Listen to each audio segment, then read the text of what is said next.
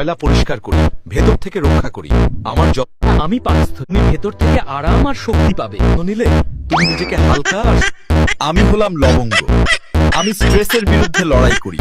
রাতে 3টা লবঙ্গ 1 গ্লাস পানি ছেঁকে নাও। এবার যোগ করো 1 টুকরো। আমি তোমার খাবার হজম করি। লেবুর রস।